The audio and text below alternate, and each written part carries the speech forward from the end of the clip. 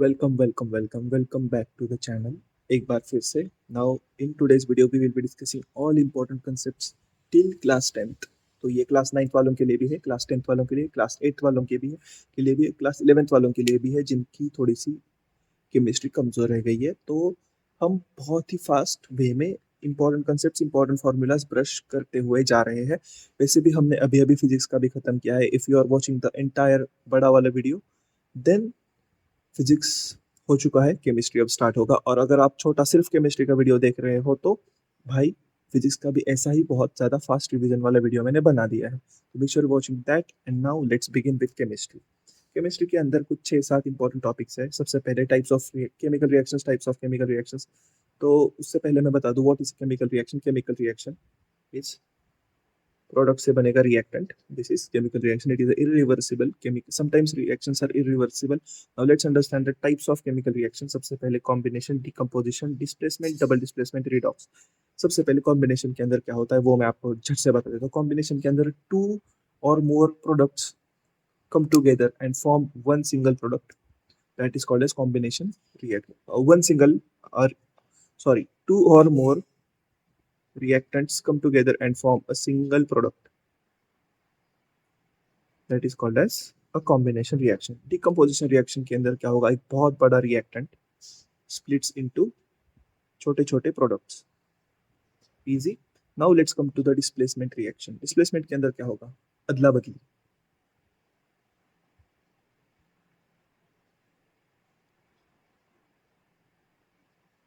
है ना मजेदार। तो this is called as displacement reaction. Very interesting. Now let's come to the double displacement reaction. Double displacement के अंदर क्या होगा, वही चीज होगी बस थोड़ी दो लोगों के साथ होगी। जैसे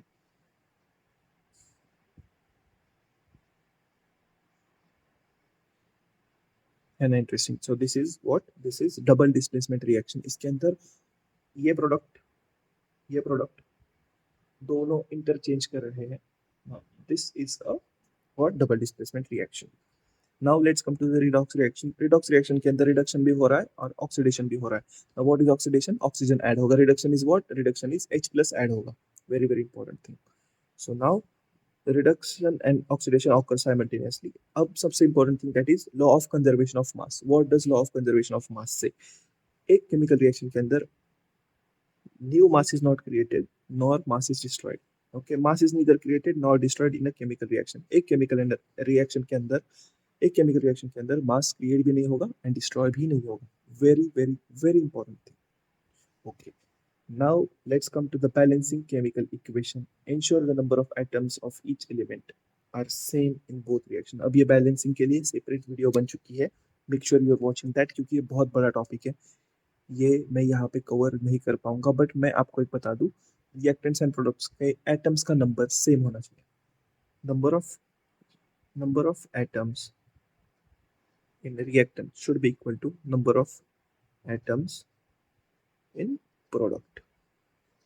ये सबसे ज्यादा इंपॉर्टेंट चीज है। So we have finish the first topic, chemical reactions के बैलेंसिंग की। अगर आपको वीडियो चाहिए तो make sure you are dropping down the comment, या फिर पुरानी वीडियो डेफिनेटली जाके चेक कर सकते हो, बहुत ज़्यादा बेनिफिशियल रहेगा, क्योंकि वहाँ पे मैंने बहुत सारे एग्जाम्पल्स लिए। Now acid, base and salt. Now what is an acid. Acid क्या होता है, एसिड टेस्ट में खट्टा होता है। It has extra H plus ions. Base के अंदर it is bitter in taste. ये लिटमस पे, ब्लू लिटमस को रेड, ये बेस बेस रेड लिटमस को ब्लू कर देगा। इसके अंदर OH आयंस ज्यादा होते हैं।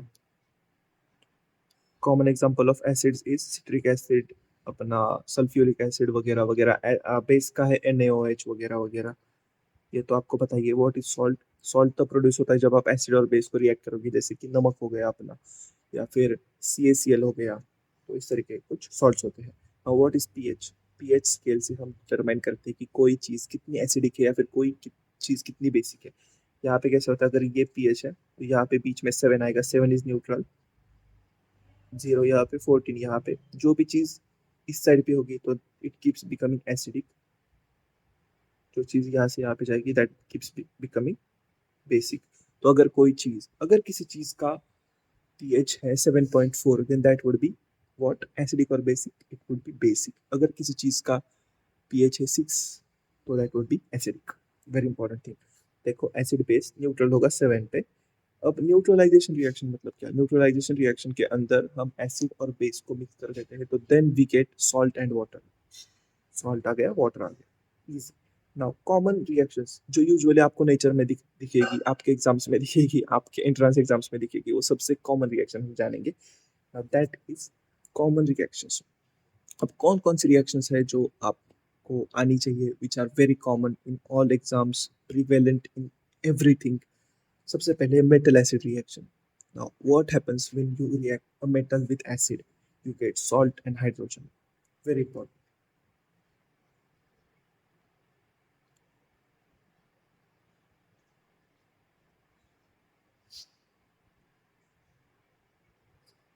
समझ गए?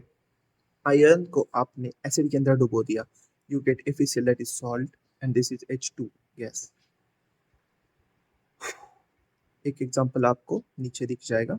Okay, now the second reaction that we are going to study, that is base और एसिड का, which gives salt and water. ये आपने देख ही लिया।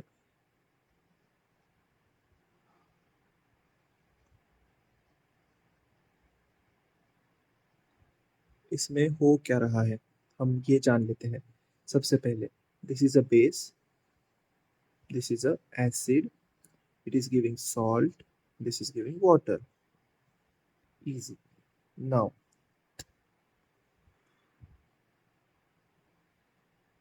अब हम आ जाते हैं आयोनाइजेशन के ऊपर। What does ionisation actually mean, and ionisation किस तरीके से होता है? Very very important thing. जब स्ट्रॉन्ग एसिड एंड बेस आप डालोगे तो that will completely ionise the water, मतलब आयंस ऐड कर देगा। अगर आपने वीक एसिड और वीक बेस डाल दिया प्योर वाटर के अंदर, तो that will partially ionise water, मतलब आयंस के अंदर ब्रेक होगा। Ions, water ions, ions are unstable molecules जिनके ऊपर चार्जेस होते हैं। किस टाइप के चार्जेस? कोर्ट के चार्जेस नहीं, दीज आर पॉजिटिव और इधर निगेटिव। अब हम आ जाते हैं मेटल्स एंड नॉन मेटल्स के ऊपर। सबसे पहले डिफरेंस बताओ मेटल्स और नॉन मेटल्स के। मेटल्स रिंगिंग साउंड करेंगे, नॉन मेटल्स रिंगिंग साउंड नहीं करेंगे, ये डिफरेंस नहीं हुआ। Metals are conductors, non metals are usually not a good conductor of electricity, heat. मान लो मेटल्स स्ट्रॉन्ग होते हैं, नॉन मेटल्स ब्रिटल होते हैं। these are some common differences that you need to know. Now reactivity series, very very important thing। सबसे ज्यादा reaction reactive कौन है? पोटेशियम है। सबसे कम रिएक्टिव मेटल कौन है? गोल्ड है। Okay, very important thing. Now extraction of metals के लिए बहुत ही बड़ा वीडियो मैंने बना दिया है चैनल के ऊपर, वो आप जाके देख लो। क्योंकि यहाँ पे मैं पूरी तरीके से बता नहीं सकता, बट मैं ये बता सकता हूँ कि आप जब धरती के अंदर मेटल्स खोजने जाओगे तो आपको मिलेगा ओर, मेटल की ओर। तो आपको उस ओर को हीट करना पड़ेगा, रिफाइनरी के अंदर रिफाइन करना पड़ेगा, जिसके अंदर कुछ प्रोसेसेस होंगे, जैसे कि रोस्टिंग हो गया या फिर कैल्सिनेशन हो गया। और इन चीज़ों को करने के बाद आपको प्योर मेटल मिल जाएगा। नाउ कौन से ओर्स को आप क्या करोगे? जैसे सल्फाइड ओर हो गया तो उसको क्या करोगे आप? अगर कैल्सिफाइड ओर है तो उसको क्या करोगे आप? कार्बोनेटेड ओर है तो उसको क्या करोगे?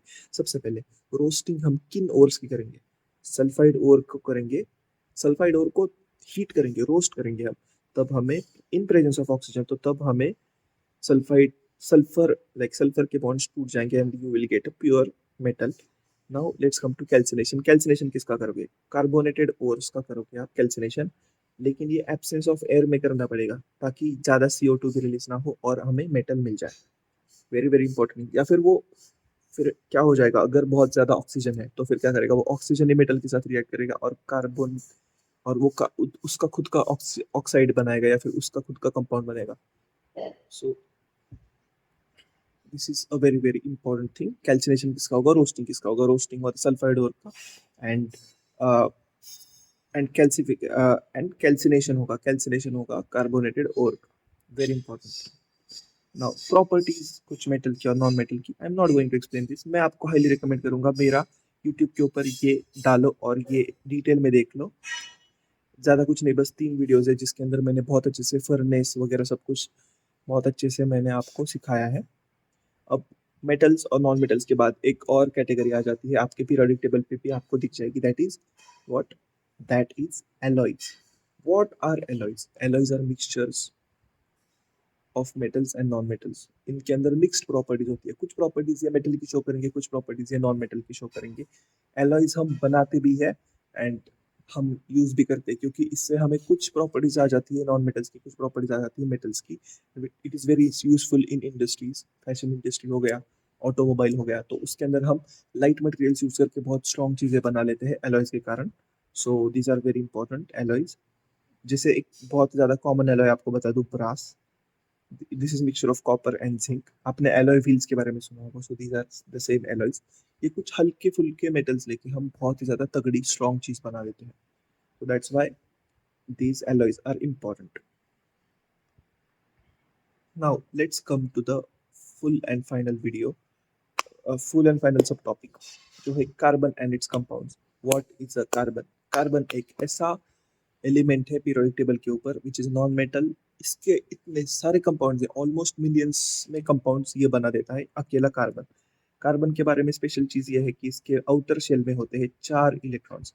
इसके कारण ये 4 बॉन्ड्स बनाने में सक्षम होता है। ये खुद के भी 4 बॉन्ड्स बनाता है, ऐसे ऐसे ऐसे एक मैट्रिक्स बनाता है खुद का भी। ओके, ये एक यूनिक एबिलिटी है इसके ऊपर। सो एंड इसकी और एक एबिलिटी है, so that is catenation. Catenation मतलब ability of carbon compound to form long chains with other carbon compounds, तो इसे कैटेनेशन कहेंगे।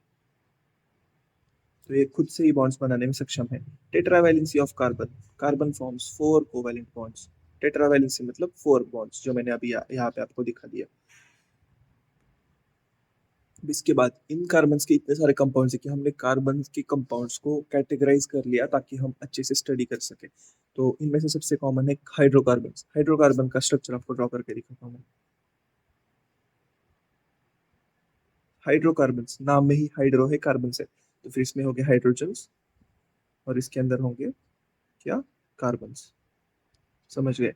अगर आप इसके अंदर सिर्फ एक बॉन्ड है then that is called as a alkane. अगर इसके अंदर 2 बॉन्ड्स है एंड कुछ इस तरीके से है, अगर डबल बॉन्डेड स्ट्रक्चर है तो then that is called as alkene. Alkene. अगर इसके अंदर इसी तरीके से 3 बॉन्ड्स है,